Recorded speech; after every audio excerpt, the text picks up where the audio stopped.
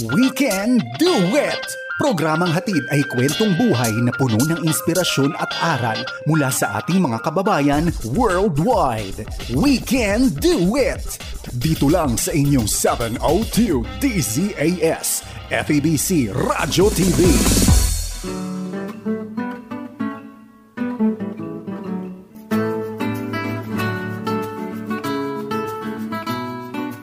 Magandang araw po sa inyong lahat mga kaibigan. Kami na naman po ay narito dito ho sa ating programang We Can Do It! Ayan, yun ho. Tapos meron tayong guest dyan mamaya.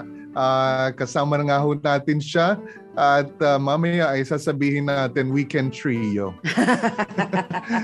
Kasi kumakanta din to. Ay, diba? mahilig kumanta yan. Napakinggan niyo na ho siya noon. Yes. Kulang ho yung oras natin. Kaya ipagpapatuloy natin. Yes, alam nyo, just stay put mga kaibigan. Just dyan lang kayo because you will be blessed. Kasi Definitely. itong story ito ay one of a kind. As I was listening to her story, ay na-bless din ako. So Yung I'm sure. story po ni Jesus sa buhay niya. Yes, Ayan. yes. Ayan. So lahat na ating mga tagapakinig ngayon at hindi lang tagapakinig, taga-view sa atin. Yeah. Ano bang view sa Tagalog? Nanonood. Nanonood. Yun. At ilalaglag mo ako. Nilaglag ako ni Ate Maru ng una. Mali yung key natin. Hindi, nakalimutan nila yun. Huwag mo nang paalala. Oo nga pala. Ikaw talaga. Hindi kasi nakasmile kayo para nagkamali din siya. Ayun tuloy, kukuha na naman tayo ng picture ng ating mga taga-DCAS. Tapos yung halakhat natin. Ay, Yung, no. parang hindi tayo nag-i-enjoy, ano? Oh, hindi. Hindi talaga ako kami Hindi nag-i-enjoy naman sa talaga ako programang ito. nag-enjoy sa iyo.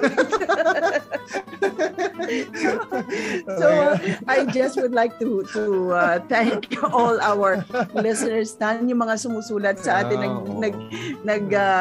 just nagda-drop na mga little greetings sa amin. Thank you po at naging inspirasyon sa amin as we go on with the program. At enjoy kami sa pagbasa niyan, and then sometimes I answer you back with some little notes just to thank you and to let you know that we are your friends And we can do it. and we can do it together. Yes. Oo, so maraming salamat ha. You have inspired us. So Tan, the very first part, ano naman, alam ko may istorya ka na naman. At Oo. saka meron kang babasahin. Yeah. Ikaw talaga Nilaglag mo na naman ako. Hindi ko nilalag mo. Pinapaalala ko nga sa'yo. Oo nga. Kasi mga kaibigan, ang ating programa We Can Do It ay napapakinggan sa FEBC Radio TV sa Facebook at sa YouTube channel ng 702 DZAS FEBC Radio TV. At hindi lang doon. Gandin, mapapakinggan tayo at makikita tayo sa channel 185 sa GCTV tuwing Sabado 6:30 ng umaga. So take note of it, mga kaibigan. Yan. Meron tayong TV channel. Yes? Meron tayong Facebook channel. Meron tayong YouTube channel. Wow. Dahil sa FEBC ho yan, 702 DZAS Radio TV. At ganun din ho sa radyo ng FEBC. Yes. Yan. Yes. Well, mga kaibigan, ito ho, yung lagi namin nakikwento sa inyo, yung story, yung narrative, no, ng FEBC. Kasi alam natin dito sa Pilipinas, Ate Maru, no? Yes. Yung mga programa natin dito, yung 10 stations natin dito sa Pilipinas. Pero meron rin ho tayong iba't iba pang fields. Meron tayong tinatawag na ministry fields. Yung ministry fields, sila po yung like Philippines. Ito, ministry fields to. Yung Thailand, ministry field. Iba pa ho, Japan, kung nakafocus yung gawain, yung ministry, no? Meron rin tayong tinatawag na resource fields. Okay. Yung resource fields, sila po yung mostly itong mga bansang ito ay mga Christian countries na hinihimok yung mga tao doon na manalangin at magsuporta sa gawain ng FEBC. Oh, wow. All around the world. Mhm. Kaya yun yung mga ministry fields natin. Yung babasahin natin ngayon ay galing sa isang ministry field natin. Ito'y galing sa Australia. Oh, wow. Yan. The land down under. Yeah. Hello, Mike. Yeah. Good day, Mike. Good day, Mike. Okay. Yung mga nakikinig sa atin sa Australia ng mga Pilipino, ay meron rin tayong FEBC dyan. Hanapin ho ninyo. Kaya lang, wala nga tayong radyo dyan. Wala tayong yung broadcast. Dahil yan po ay tinatawag nating resource fields. Now, mga kaibigan, we're always telling to you stories, story ng ating Panginoong Jesus sa buhay ho ng bawat isa sa atin. Yes. At ito naman, sabi nga nito, yung ating director ng Australia, ako naman ang magkikwento sa inyo. Ayun. Kasi kami po, bigay ng mga stories sa kanila para malaman ng mga prayer partners natin, mga supporters natin, kung ano yung mga storyang very, very meaningful. Kaya nga may guest tayo mamaya, magbibigay uli ng Jesus story sa buhay niya. Oh, yes. That's the most important of all. No? Yung story ni Jesus sa buhay natin. Sa buhay natin, yes. So ito, sabi niya ganito. I spoke today for some time with a 94-year-old man who rang to give to FEBC because he knows and believes in the power of radio to reach those who are persecuted and often unreached. He shared how he went as a missionary to Yemen in 1954 and served there for 30 years, supporting, empowering, and training local leaders to speak and grow in their culture in Christ. He shared how many had first learned of Jesus and were growing in faith because of the Christian broadcasts coming into the country. That's why he has always given, even if only in a small way, now late in life, kasi 94 years old na siya. Wow. So, syempre, mostly nasa social security lang siya. Yes. For he knows and can testify to the power of radio. Praise the Lord. So, encouragement ng ating Australian director. So, for all the broadcasters, programmers, follow-up teams, and admin teams, a big thank you. May God continue to protect and bless you. Yeah. Well, nakita nga po ng dating missionary sa Yemen itong gawain ng broadcast kasi marami silang mga nakakausap pagka sila'y nag-personal evangelism, friendship evangelism, na narinig nila ang pangalan ng Panginoon o ng yung gospel broadcast sa broadcasting. Yes. Sa media. Dahil mahirap po lalo na sa lugar po ng Yemen ay nakataya ang buhay mo pagka nagsabi kang ikaw ay Kristiyano. Well, ngayon Ate Maru, that was 1954 nung nasa Yemen siya.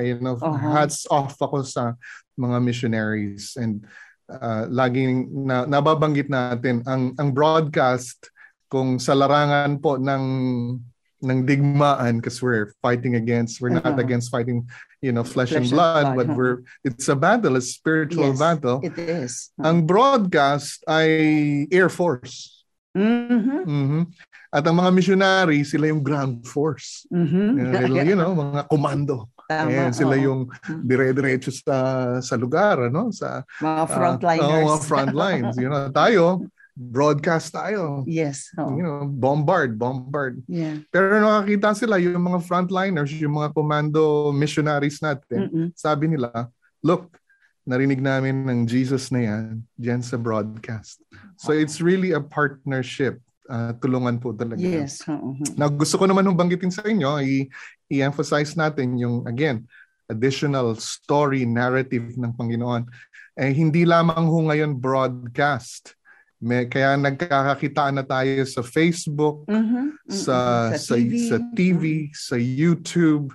Yan ang po ang kagamit-gamit ngayon. And I've been hearing a lot of stories and narratives, again, testimonies sa mga, mostly sa Middle East, na nakakakilala sila sa Panginoon sa panonood nga po on Facebook, yung social media. Yeah. Kaya mga kaibigan, panalangin niyo ito. Panalangin niyo ang gawain ng FEBC. Kasi hindi ho tayo titigil na abutin ang buong mundo sa pangalan po ng ating Panginoong Hesus, sa ebanghelyo na ipinapahayag natin sa buong mundo. Dahil ang ebanghelyo po ang siyang nagbibigay sa atin ng kaliwanagan, yes, meaning, ng pag-asa sa buhay na ito. Kaya ho, look, and again, lagi nating i-encourage, Ate Maru, sa lahat, look, the Lord has placed you somewhere. Yes. And that's the place where God wants you to shine and to be a missionary. Hindi lamang po kaming nag-broadcast sa media. Hindi. Lahat po tayo kasama sa gawain ng Panginoon. Yan ang FEBC. Amen. Radio International. Yes. At dapat tama na itong key ko. You can do it. Yes, we can do it. Really, we can do it too. You can do it. We can do it. Really, we can do it too. Tama na, Ate Maru. Yes. Natumbok din natin. Key of E pala. Key of E. Hindi key of C. E as in email. Mga kaibigan, once again, we are so blessed dito sa ating program na every Sunday we talk to different kinds of people, yes, and different kinds of experiences sa buhay at napakakulay ng buhay natin. Marami dyan na talagang hindi na maikwento ang nangyari sa kanila kasi parang nahihiya sila o ayaw nila malaman ng madla na sila ay may problema. Pero tayong mga Kristiyano, ang problema ay ito yung lakas, doon maipapakita ng Panginoon gaano ko siya kalakas sa ating buhay at malakas din tayo sa Kanya. So ang ating guest ngayon ay second part na to. Right. Kasi marami. Kulang yung oras natin. No? Kulang. At siya po muli ay taga Medellin, Cebu. Nagpunta ng Dumaguete, nagpunta sa Tanza, Cavite, worked in Hong Kong, and now he lives in California with 2 kids and a husband. Talagang diaspora, Filipino diaspora. Yes, we would like to welcome to the program once again, for the second time once more. Yes. Cheneril Simon. Hi, Hello. Thank you. Thank you sa oras mo. Thank you din. Kami. Yeah. Kamusta na? Okay naman po. God is good. Hindi nagkulang, ano? Yes, that's true. So ngayon, lagi kang kanta ng kanta dun sa favorite song mo, right? Dahil because of what you're holding on to, yung pangako ng Diyos. And naging paborito na rin yung kanta. I like this song so much. Yeah, really. Chin, sa pagkwento mo ng buhay mo sa akin, and I said, I think this is the kind of life that would give strength to other mothers, mother-to-be, na if in case they will be in a position like yours right now. So, ikwento mo sa amin dahil na-mention mo na you have a special child. Yes. So, sige, ipakilala mo siya. Ilan ba ang anak mo, Chin? So, I have 2 kids. Tapos yung special need na child ko, yun yung si Bernie. Yun yung pinaka-eldest ko. Ngayon, he's 11 years old. So, for 11 years, siya yung parang, a lot of, parang kaming mag-asawa talagang dumaan kami sa maraming challenges, I'll say. Tapos, kasi nung pinanganak siya, he stayed in the NICU for like 3 weeks kasi they have to confine him kasi hindi siya survive without, staying there for a while. Kasi, actually, pinanganak siya na mayroong chromosome disorder. It's a very rare genetic disorder na nag-affect siya mental, physical. As of now, he's 11 years old, pero I care for him like he's like the newborn baby that I brought home kasi hindi siya makapagsalita. Actually, we've been through a lot of therapy and all that, pero hindi pa rin siya like hindi niya maintindihan yung concept. Like we taught him sign language, even yung mag-point sa iPad, whatever he likes. For many years, hindi pa rin niya mag-get yung concept na yun. Chin, I have a question. Noong pregnant ka kay Bernie, alam niyo na meron siyang chromosome disorder concerns? Mm-hmm. Yes po. Actually, I was given the option to abort the baby. Sabi ng doktor sa akin, like, I tell you, this baby has a disability. You have, hindi ko lang malala ng week na ako ba, sabi niya, you can legally abort the child. Sabi ko sa kanya, me and my husband, we're Christians, we love the Lord. And if God will allow us to have a kid with disability, papasalamatan pa rin namin sa Panginoon yun. And we'll do what we can as parents to love Him and to support His needs. Little did I know at that time kasi kung ano yung mga challenges pala na pagdadaanan namin. But God is good. Actually, kahit na ganun, I would still have the same answer even after, I would say 11 years na siya ngayon. I would still have the same answer kahit na dumaan kami sa napakaraming pagsubok. Not only, like kasi pag nagkaroon ka ng special need na anak, like, it will really show yung ano ka sa loob, yung puso mo, binabago kami ng Panginoon. Kasi actually, maririnig niyo siguro siya sa audio. Gumagawa, meron kasi siyang yung steaming. So like, gagawa siya ng sound to calm himself. So nangyayari, naging mahirap sa amin dahil hindi siya natutulog and he's always crying and that. Nung baby pa siya, pareho kami na wala kaming support sa family because my family nga nasa Pilipinas lahat.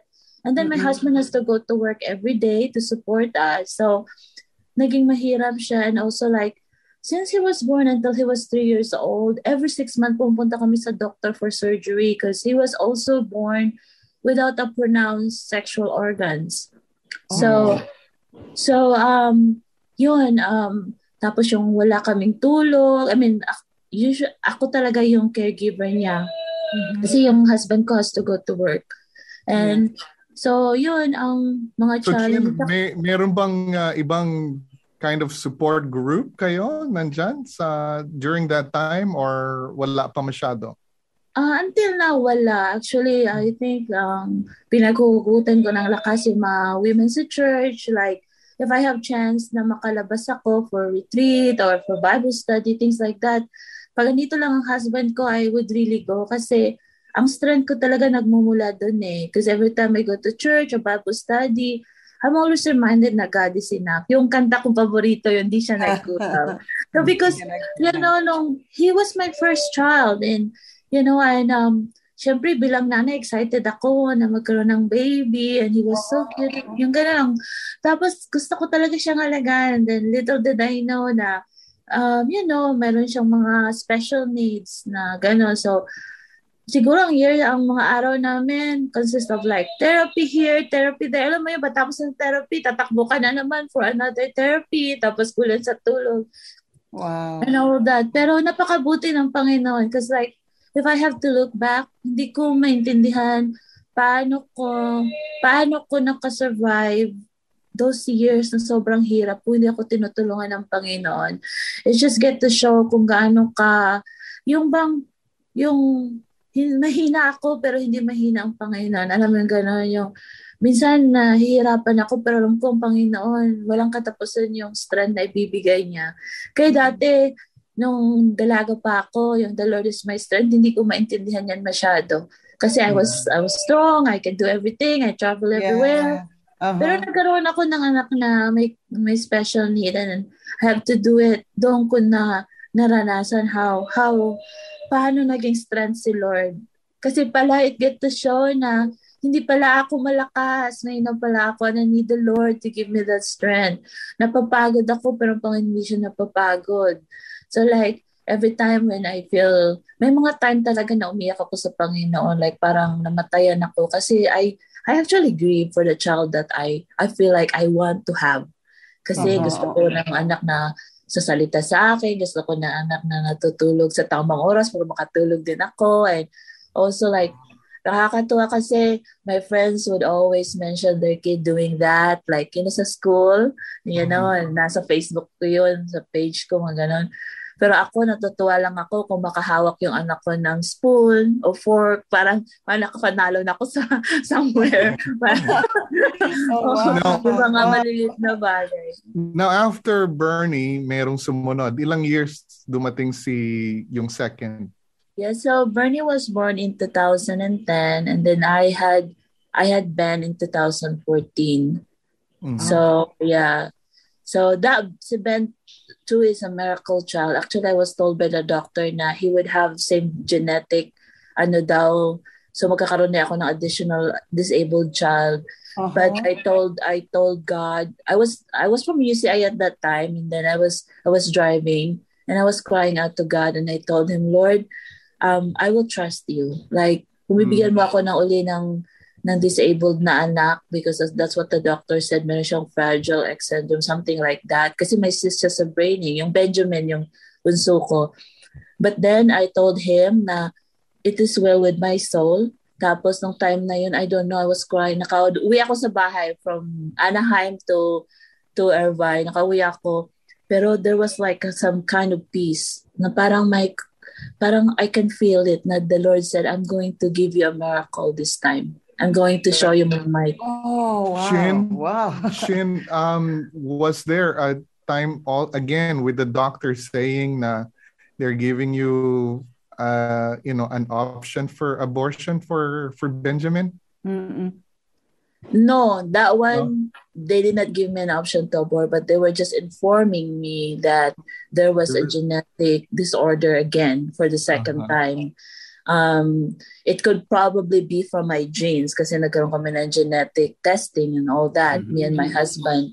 But you know what? I don't know. Like, iba talaga pala ang pagmamahal ng Panginoon at pag-aaruga ng Panginoon because I was never scared.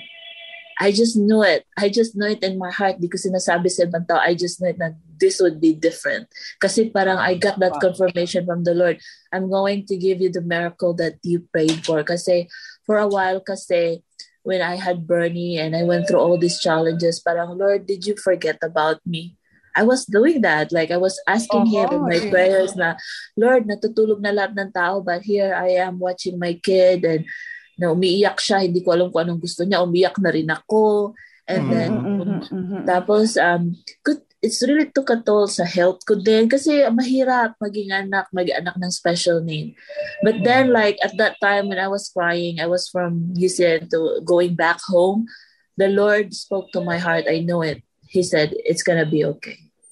Yeah. Wow. Amen. Wow. Yeah. What a special care din na ibinigay sa iyo ng Panginoon. Yes. He knows you the beginning and the ending of this ordeal sa buhay mo, Chin, And then makikita namin yung mahal na mahal ka ng Panginoon na have you ever thought of it? Lord, mahal na mahal mo ba ako talaga? Why do I have to go through with all of this? How did you feel? Did you feel the love of God during those times?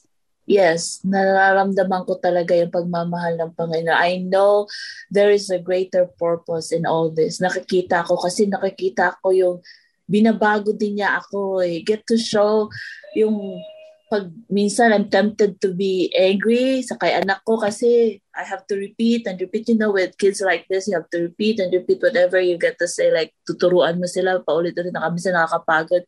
And I get to show like, God, like, oh my gosh, I tend to be selfish too. I can tend to be like, not forgiving too. Yeah, and all that. But then I come to the Lord, parang, minsan sabi ko, Lord, salamat sa hug mo because I could really feel Him hugging me sometimes. That's all I do. Like, talagang lang ako sa Kanya. Like, Lord, all I need you is, ikaw lang talaga ngayon at this point of time. I don't need anything else. And I really feel him hugging me all the time kasi nakikita ko yun. Mm-hmm. Now Chin, doon sa yung sinasabi mo yung pag-aalaga mo sa mga anak, yung sa anak mo, ngayon, I was thinking of noong nag-aalaga rin ako ng anak ko na maliit, no? And nagpupuyat. Sabi ko nga, nako, wala pala itong paghihirap ko as compared dun sa dinanas ni Chin. I know this will be a big encouragement also to young dads or young moms listening right now. Yung comfort ng Lord sa kanila. When you said na kailangan ko ang Panginoon, it's really true. Kasi I thought to myself na ako ay the best dad. Pero nung lumabas yung panganay namin, I saw my worst in me. And I need the grace of God sa buhay ko. It's really you're really an encouragement sa amin. The testing, it's a tough love. No, and I would say, Lord, why? Siguro may mga why ka rin. Why did you allow such things? And people are listening right now. Wow, grabe naman. Wala siyang reklamo talaga. Or, we're tao lang tayo. So marami tayong ding mga sakit din na kung minsan hindi natin ma-express, we just cry and then nagsisisi ka, ang daming pumapasok sa mind mo. But you are a very special child of God also, Chin. The way you went through with all of these, and then your attitude, yung pagmamahal mo sa mga anak mo na regardless, ganun ang Panginoon, no? Ganun pa regardless of you, mahal ka ng Panginoon. So you last question, Chin. How is Clifford, yung support niya sa'yo, si husband dear mo? Yeah. Si Cliff, napakabait siya na tatay at asawa sa akin. Actually, kahit pagod na siya sa trabaho, pag nakikita niyang wala akong tulog all day, even nung bago kami mag-retreat, a week ago, wala akong tulog noon.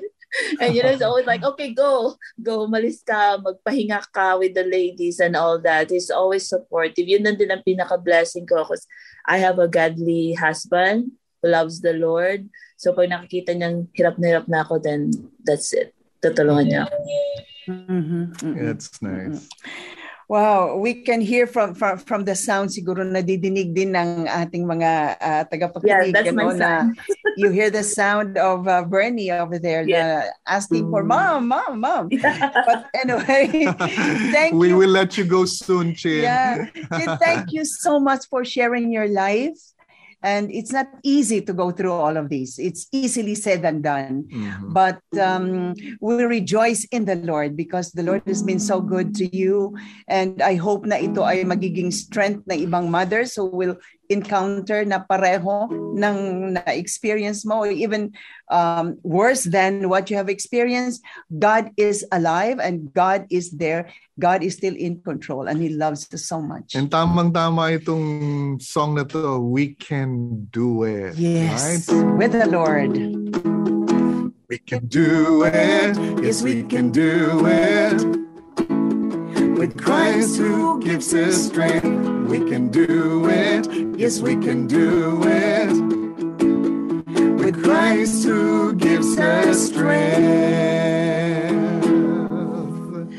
Thank you so much, Chin. God bless you. God bless and regards kay Bernie and Benjamin, right? And kay Cliff.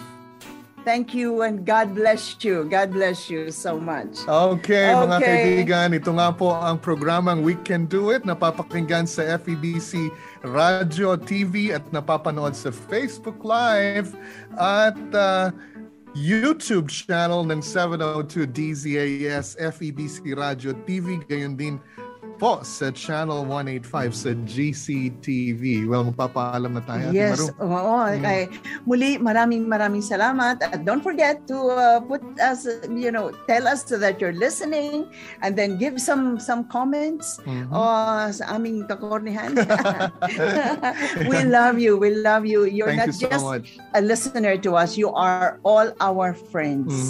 And friends are special. Welcome po inyong mga lingkod, Jonathan Mortiz. Ate Maru Cepeda Javier. Take care and stay blessed. God bless. God bless. Bye-bye. Inyong narinig ang We Can Do It! Dito lamang sa inyong 702 DZAS, FEBC Radio TV, Agapay ng Sambayanan.